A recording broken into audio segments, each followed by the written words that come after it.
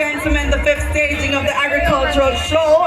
And we are indeed letting you know what we have here today. We have the farmers market going on nicely. I see a lot of persons buying over there. Namaste, Assalamu alaikum, Sitaram. Welcome to Cooking with Madho.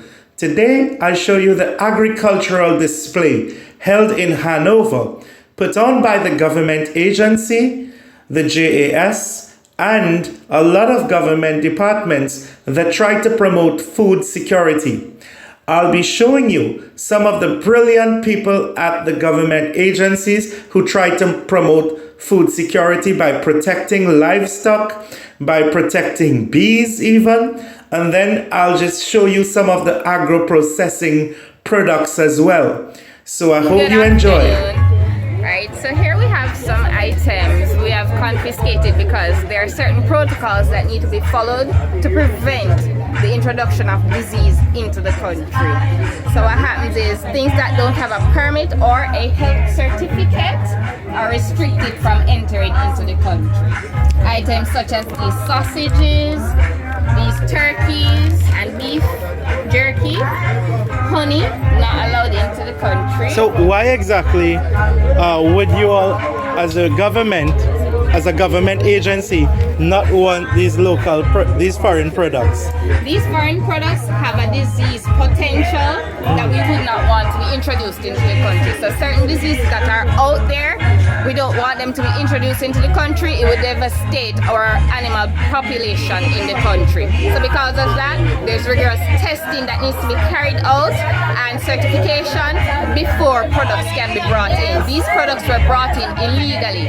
They did not have a permit or a health certificate to state the testing that had been carried out on them. So what you're saying is there's a need to protect biodiversity and local livestock. Exactly, and because our livestock industry is very crucial to the local market and we do some exports as well, it's best if we protect it by ensuring that whatever comes into the country does not have the potential to destroy that biodiversity. Okay, thank you. You're so welcome. You belong to the Ministry of Agriculture and Fisheries overall, right? Ministry of Agriculture and Fisheries, yes, but I am a part of the Veterinary Services Division.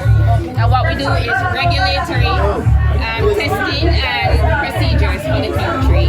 Okay, so you are responsible, for example, for providing artificial insemination services.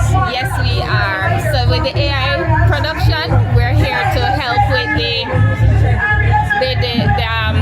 the breed, to advance the breeds that are in the country. So that's what it's for. It's for the betterment of the breed that is here. Make them more robust, more sturdier to the weathering conditions as well as in production wise. So what are the popular breeds of cows or goats or sheep that you all try to promote? Popular breeds of cattle in Jamaica will be the Jamaica Brahman, the Jamaica Black, Jamaica Red Pole, and the Jamaica Hope. Those are the most popular breeds that we have in the country currently. So those four breeds, persons have been trying and they have been improving on the breeds itself.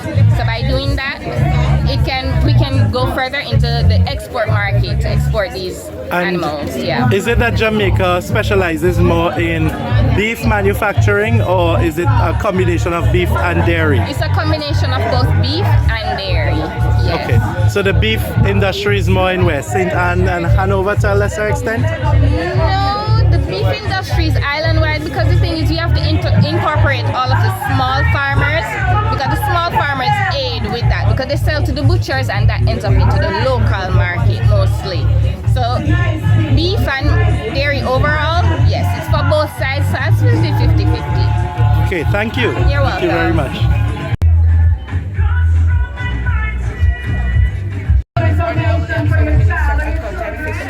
Okay. So I'm interested in finding out about the animal services that you all provide, and I saw that you all have this brochure here. Right. So it says that The field service, this is what we actually provide. We safeguard animals' health and animal disease surveillance and national identification and traceability system.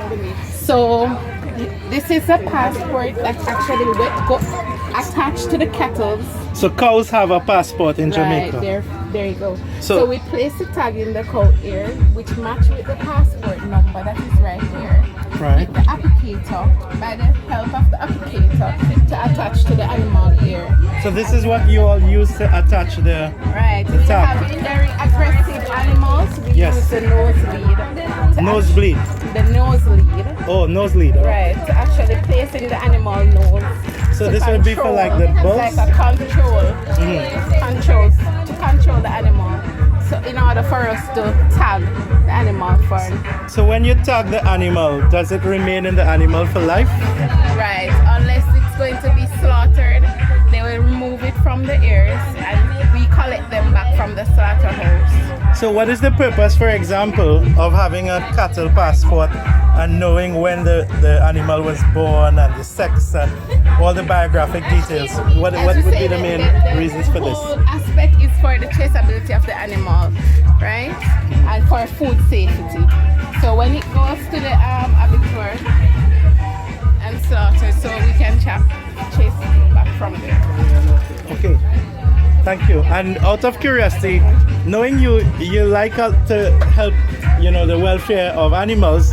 Yes. And like, what are the favorite animals you and your colleagues like to interact with? Do you have favorites, or is it No, like we any? don't. We love every animal. So what kind of animals do you all serve or All help? livestock: sheep, goat, pig, cow. Every livestock animal you can actually think of. So it's either you all go on the field. We go or, out in fields if we get calls from different farmers. I am stationed in Hanover Parish, so that's where I basically based. But each parish have an officer from the vet service division. Okay, and a very popular service for We the have farmers. the artificial insemination, where you can call borders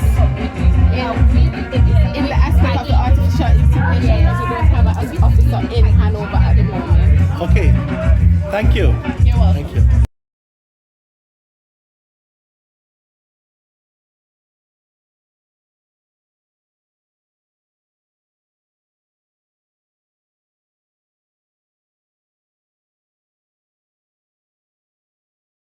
I'm seeing the range of products that you all are from the Ministry of Agriculture, right? And you seem to have a lot of different herbs that help with the pollination process and the bee manufacturing process. So I was just interested in why you all have moringa leaves here. Alright, so it's a plant that really want us to showcase. Yes. Because the plant itself, you can make products from the plant. You can use the leaf Well said. to make a base. Just look for the big cucumber. Dry it, Come on over. yes, round it out and mix it with your sugar. Yes. Yes, Mr. Manager, Like sir. a shake. For the bees. Yes, you feed it Wonderful. It's a wonderful like sugar a patty. There's a protein patty. Okay. So it can be used in that sense. Right. The plant itself also produces nectar and pollen for the bees. Okay. So that's why it's here. So it's important. So it's a shade, nectar, pollen, and also a feeder. You can use the leaf to feed bees. So you can dry it, ground it, mix it with the sugar, or the sugar and honey, and use it as a paste. Isn't it that Jamaicans now also drink moringa tea? Yeah, For health benefits. But for us, it's for You all is for the rearing of the bees. Yeah, that's why I thought it was interesting. I'm also seeing broadleaf thyme here. And the lady was saying it's Chinese thyme.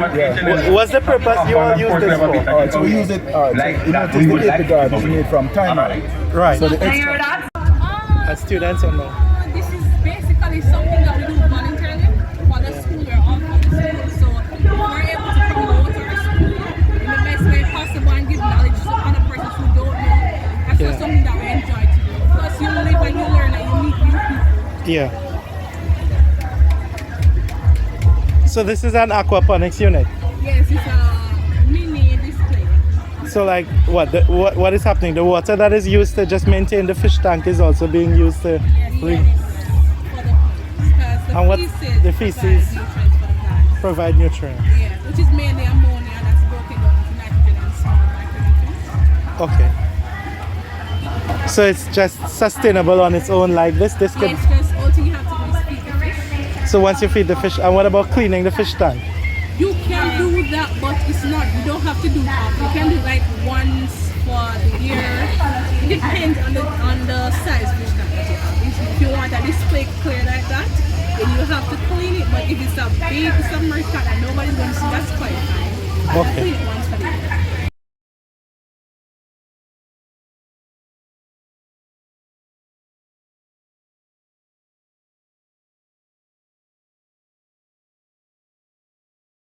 Learned a lot from the ladies at the Ministry of Agriculture and Fisheries. I learned a lot from the gentleman who was speaking about bees and how to keep them healthy and highly productive. But I also learned a lot from some of the agro-processors on display. And I'm going to introduce you to a family of agro-processors, and then you'll see a family that makes their own granola bars. So it's really interesting.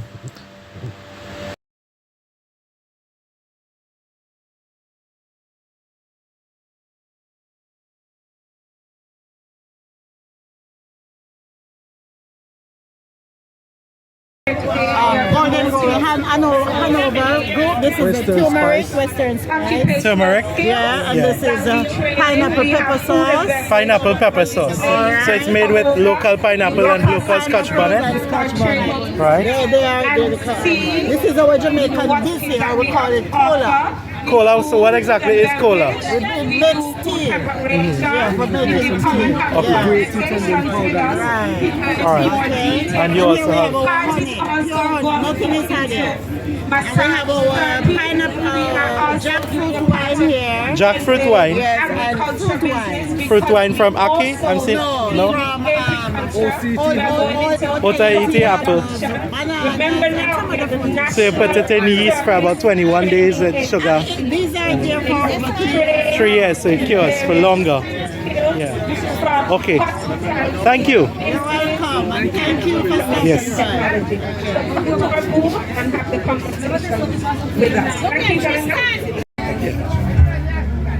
It's okay. You can.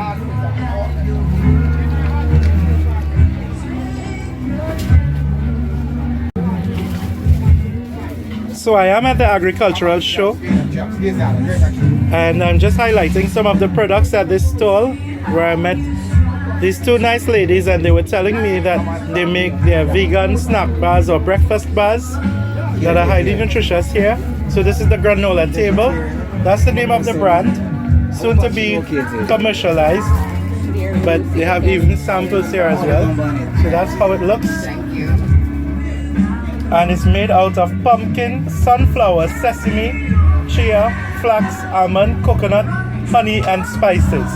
It's not very sweet, so if you're diabetic, it can work for you perfectly, and has a lot of nutritional value and can help you with your digestive system. Then on the other side, we have the one that is slightly sweeter, isn't it? What? Not as sweet. Not as sweet. But this has oats in it. Oats. Okay. Oats and nuts and seeds. So this is more like a traditional granola bar. Right. All right, so this is like your Jamaican version of a granola bar. Yes. A local Hanover version. Yes. So is it that you source a lot of the products from the parish of Hanover? Well, I get the honey from here, the coconuts from the farmers here. The nuts and seeds, I have to get them from Kingston most of the times. Okay. And you make them locally and then distribute them within Hanover right now? Yes, Yeah. and maybe other places no. But it's not as widespread as it will get Bigger. very, very soon. Right. So what was your inspiration for this business? About 6 years ago, we had Harvest at church, and I wanted to do something different than the regular pudding and cake and gizzadas and stuff. Right. So I was like just saying, Lord, what different can I do? And I went on the internet and was searching, and I saw granola bars, and I tried it, and I tested it out on my friends, and it was a hit and has been a hit since then. Everyone who has tasted these has said that they don't think they will ever go back to buying the store-bought granola bars because those are very sweet. This is just a hint of sweetness. I agree. I tasted it, and it is the case that you get the natural crunch, you get all the organic flavors, but it's not as sweet, so you don't have to feel guilty when you buy it. So it really looks like a good product, and this is how the granola bar looks like. Okay. Thank you. Thank you for watching Cooking with Madho, as I showed you some of the displays held in Hanover, Jamaica. Stay tuned for my next video, when I'll be featuring some content focused on Indian Arrival Day. That's famous celebration, especially in Trinidad, commemorating Indian indentured labor and the subsequent process of cultural retention. See you then, see you soon. Adavars, Firmilinge, Kodafis, bye bye, Chalgayo!